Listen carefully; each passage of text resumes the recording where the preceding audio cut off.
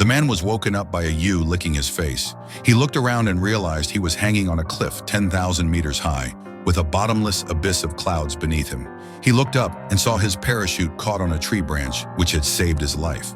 But all around him was smooth ice, and he had no idea how to climb to the top. He pulled out his knife, took off his shoes, and fixed the knife to the soles to make a makeshift ice pick. Then he kicked hard, using the recoil to drive the knife into the ice. To his surprise, it worked, and he slowly started to climb up the cliff. But just as he was almost at the top, the knife broke. He slid down the ice, and the dead tree supporting him cracked and began to split. It looked like he was about to fall. Quickly, he adjusted his position and used the knife to cut the parachute cords. With a loud snap, the tree finally broke, sending both him and the parachute plummeting into the abyss. At the last second, he managed to escape, but now he was stuck, with no way up or down. In his moment of despair, he saw a mountain goat casually hopping across the rocks, and it gave him an idea. He gritted his teeth and made a desperate move.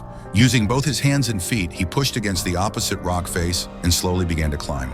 He barely made it to a ledge before his strength gave out, but just as he thought he'd made it, the ice beneath him cracked. In a life-or-death moment, he jumped, using the goat's back for leverage. He barely managed to grab the edge of the cliff, but just when he thought he was safe, a ram appeared, charging straight at him. The ram almost knocked him off the cliff. The man held on tight, and as the ram charged again, he grabbed its horns. Using the ram's struggle to push back, he finally managed to climb to the top of the cliff. Once safe, he quickly calmed the ram, afraid it would attack again. Then the man sneaked into enemy territory and fired a flare to signal his teammate below. He used a rope to pull them up, and together they quickly took care of the enemy soldiers outside.